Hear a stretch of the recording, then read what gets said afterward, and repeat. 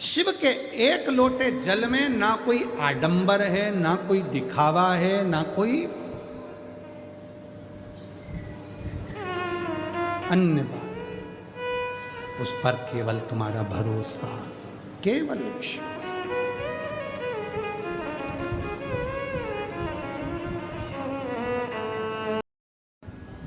एक अकेला छोटा सा 10 वर्ष का बच्चा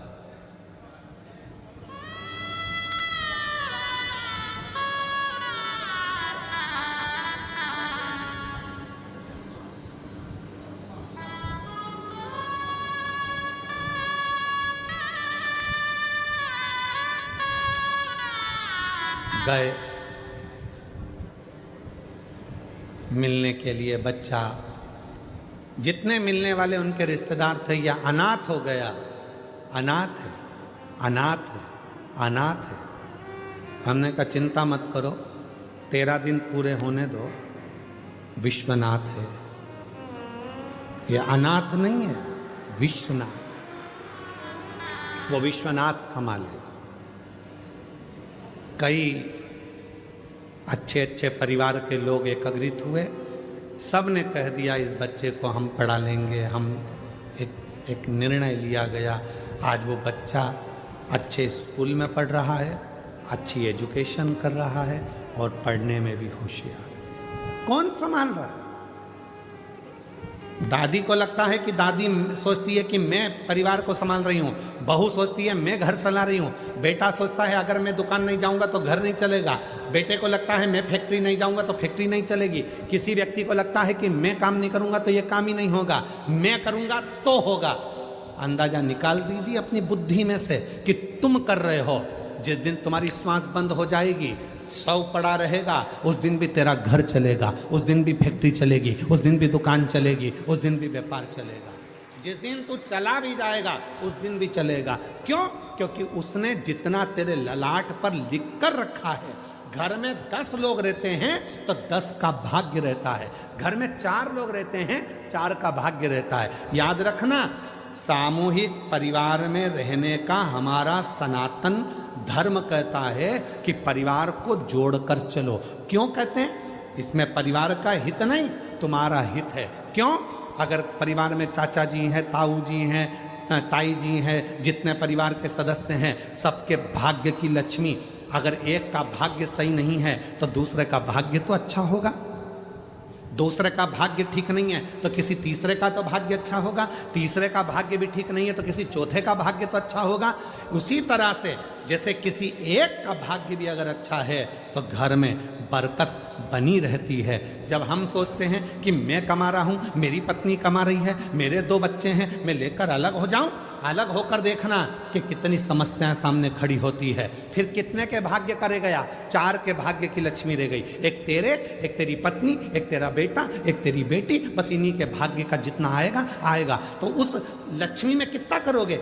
एक फ्लैट, एक गाड़ी, एक मोबाइल, गैस की टंकी, बिजली का बिल, बस इतना मैनेज करते जाओगे। पर यदि सामूहिक परिवार में रहते 10 जगह के भाग्य की लक्ष्मी आती तो तुम्हें खर्च नहीं करना पड़ता। जो गैस की टंकी में, बिजली के बिल में और गाड़ी में लगा रहे हो वो तो तुम्हारा सेफ होते चले जाता।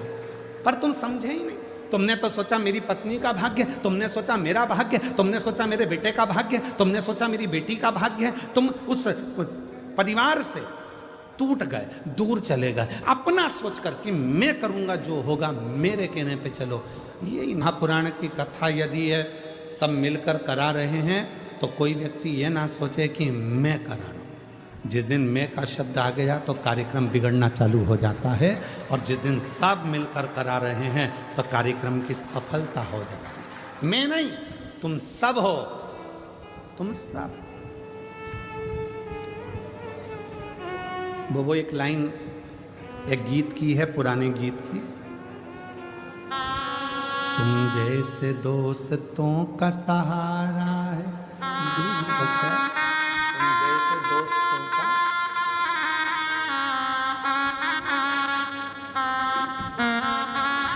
तुम जैसे लोगों का सहारा है दोस्तों। वो सब सामूहिक है, सब एक है। और फिर निवेदन करूंगा, परिवार की एकता,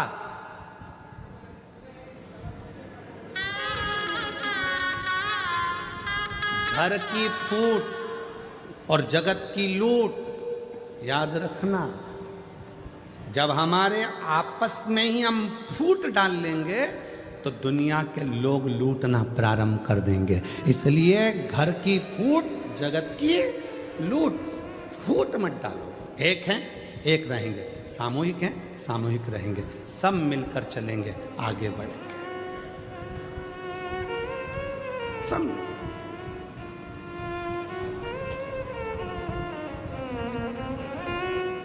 और हम क्या विचार में हैं? हम दो, जम के बोलो, हम दो हमारे दो, और घर में माँ बाप आए तो उनको बाहर फेंक दो।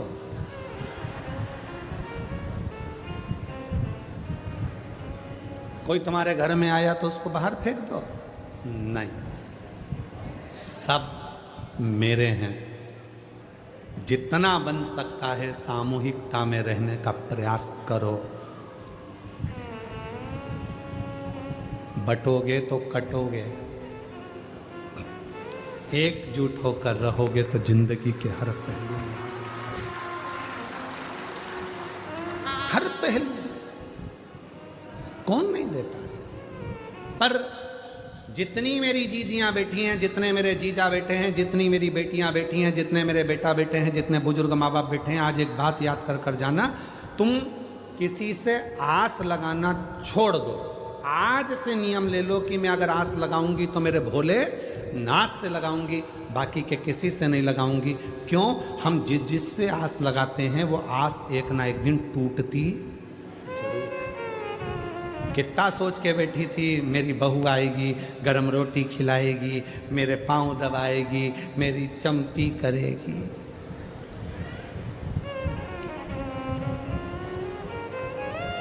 ठंड में सरसों का तेल मलेगी। कितनी आस लगाई थी। पहले आस लगाई थी, भगवान एक लड़का दे दे, भगवान एक लड़का दे दे, और मालूम पड़े लड़की हो गई तो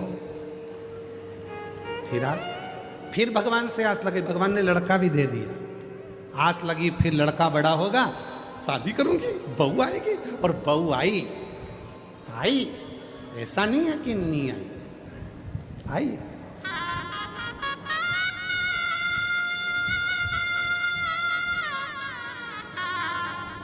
तुमने सोचा था तुम्हारे सिर पे पल्लू लेके पाँव पड़ेगी। वो सुबह से उठ के आई, बहू आई, सुबह से उठ के आई। हेलो मम्मा, चाय बनाई? बहू आई, मम्मा बोली है तू बना हमको पिला। ओ नो, मैं नहीं पिलाऊंगी। मेरे गई कमरे में, सो रहा था भेरू। अजी अजी, और ना जाने कौन कौन से 3-4 शब्द हैं, मैं बोलूंगा तो आप लोगों को बुरा लग जाए। और मेरा बाबू, और मेरा वो क्या चाचू की जानू, हाँ ऐसा कुछ बोले। अब उसको उठा रही, अजी उठो। अब बोले क्या है? क्या? चाय। तो जाना किचन में, मेरी भी बना के ला। मैंने तो मेरे पापा के घर कभी ना बनाई। तूने चाय नहीं बनाई? नहीं, बेवकूफ बनाया, चाय नहीं बनाई। पति गया, चाय बनाई, इतने में माँ आ गई। माँ ने विचार करा, तेरी शादी में डीजे पे गाना बजवाया था, अजीबो शान शहंशाह। डीजे पे गाना चला था, अजीबो शान शहंशाह। आज शहंशाह की ये हालत हो गई। बनियान पे चाय बना रही है। चाय माँ ने कहा चल हट, मैं चाय बनाती हूँ। किसी को दया नहीं आती, पर वो बुजुर्ग माँ हर जगह पर अपने बेटे के लिए खड़ी हो जाती। वो अपने बेटे के लिए हर जगह। आज छोड़ दो। फिर तुमने आस लगाई घर में एक पोता हो जाए, पोता हो जाए। भगवान की कृपा से पोता हो गया, बड़ा हो गया थोड़ा सा। और पोता तो एक दादी की गोद में बैठकर बोला, ओ दादी, ओ दादी, ओ दादी। दादी बोली, हाँ क्या हो गया? वो पड़ोस में कल्लू ले रहनी, वो कल्लू है ना, उसके यहाँ पर आज रायता बना है, चने की सब्जी बनी है, पूड़ी बनी है, बूंदी बनी है, नुक्ती, सेव बना है। इतने में दादी ने बोला, बेटा उसकी दादी मर गई ना, इसलिए 12वां है, 13वां है, इसलिए बना है। इतने में गोदी में बैठ के पोता बोला, तू कब मरेगी? बूंदी कब मिलेगी? अब दादी भी सोचे, आस लगा के बैठी थी कि सोने की सीढ़ी पे चढ़ूंगी, ये तो मुझे जीते जी चढ़ाए जा रहा है स्वर्ग की सीढ़ी। और विचार करी थी सोने की सीढ़ी चढ़ेगी। आस लगाना छोड़ दो।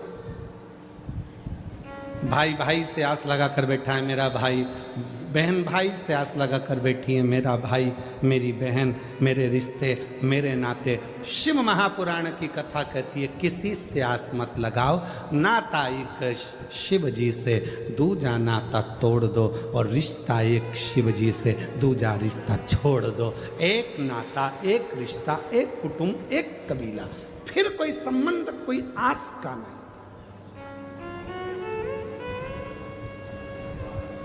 कथा में भी आओ तो आस लगा कर मत आना। कथा में आओ तो आस लगा कर मत आना। मैं जा रही हूं, आगे बैठूंगी। आस लगा के आई थी, अंदर प्रवेश ही नहीं मिला। सबको फोन लगा रही, भैया जी कहाँ हो? भैया जी बोले, हमारी तो खुद बैठने की सेटिंग नहीं हो रही, पीछे खड़े। आस लगा के बिल्कुल मत आओ। तुम तो ये सोच कर आओ, मेरा शंकर भगवान, मेरा भोलेनाथ जहाँ बिठाएगा बैठ जाऊंगी, कथा सुनाएगा सुनूंगी और चली जाऊंगी। जाएं विधि राखे शंभु, ताई विधि रहिए, और शिव शंकर हरे शंकर गौरी शंकर कहिए। जैसा शिव रखे वैसे रहने का प्रयास। जैसा शिव। संसार में आस लगाओगे टूटे। एक पत्र है, अच्छा है, देखो।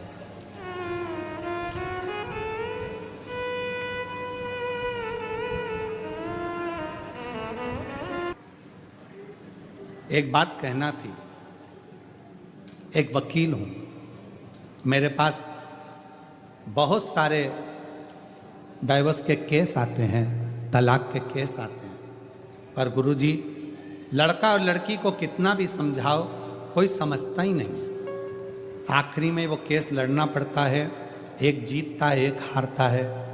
पर मन को बड़ा दुखी होता हूं कि आपके माध्यम से तो इतना बड़ा वकील बना और आपके माध्यम से सब मिला, तो कहीं मैं बुरा तो नहीं कर रहा। तब जितने भी डाइवोर्स के केस आने लगे, उनको मैं सप्ताह भर का समय देता हूँ और एक काम करता हूँ, उन दोनों लड़का लड़की को समझाता हूँ कि एक काम करो, मैं तुम्हारा तलाक करवाऊंगा, पहले 1 लोटा जल शिव जी को चढ़ाना प्रारंभ करो। जो जल चढ़ाएगा उसी का केस जीतने के कतार पर लाकर छोड़ दूंगा और पक्का है तलाक करा दूंगा। लड़की आती है तो लड़की को जल चढ़ाने का बोलता हूँ, लड़का आता है तो लड़के को जल चढ़ाने का बोलता हूँ। और गुरुदेव सत्य बताऊँ ना तो उनका केस लड़ने की जरूरत नहीं पड़ती, भोलेनाथ उन दोनों को जोड़ देता है। चाहे वो हमारे माध्यम से जोड़े, चाहे जज के माध्यम से जोड़े, पर उनका जितनों को भी जल चढ़वाया किसी का तलाक नहीं हुआ, सब जुड़कर वापस गए हैं। ये शिव की उदाहरण। आइए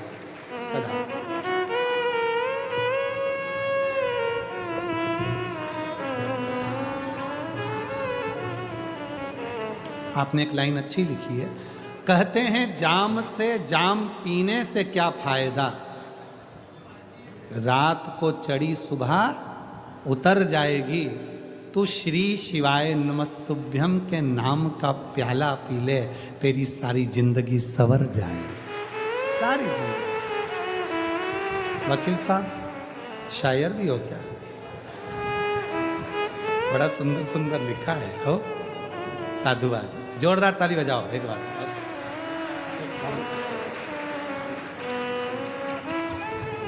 एक सुंदर पत्र और आया है महाराज, पत्र तो बहुत सारे हैं पर हम पढ़ ना पाते इतने, फिर भी प्रयास कर रहे हैं। बधाई देता हूं, सीए बनी है बेटी, एक बार जोरदार ताली बजाओ, साधुवाद।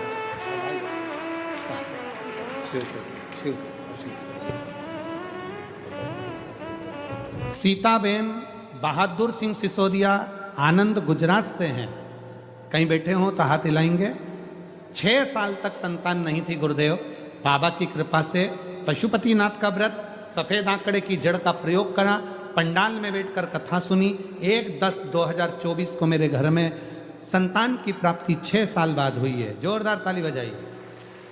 अगला पत्र है, गुरुजी मेरा नाम सेजल बेन राणा है, मेरे पति का नाम रवि कुमार राणा है, मैं बड़ौदा की निवासी हूँ, अभी धारती राणावास से आई हूँ।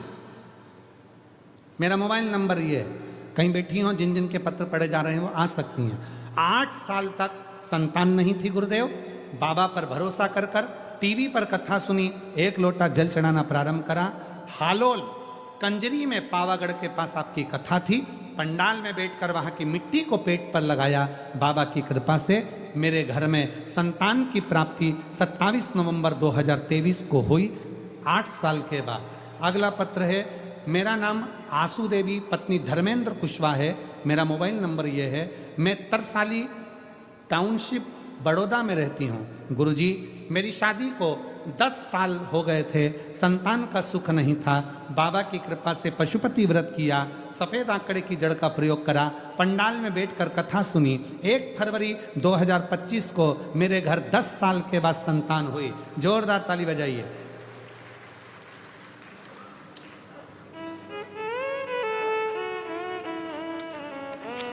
और तेरी कृपा का क्या है भरोसा, कब किस पर हो जाए, जरा सी हम पर कर दो, जरा सी हम पर कर दो, जिस पर भी हो गई तेरी कृपा करुणाओ, भव पार हुआ, भव पार हुआ, पापी हो जाए। एक पत्र और है, मेरा नाम रेशमा दीपक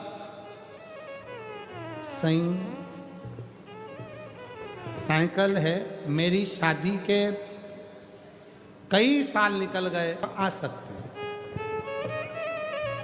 जो जैसी भावना वो वैसा ही फल पाया, नहीं खाली उसे लौटाया, वो मन मन हर्षाया, और कर दिया माला माल काशी वाले ने, लुटा दिया भंडार काशी वाले। दिल से जो मांगे वो दिल से दे, हृदय से, हृदय से दे। शिव कथा करे,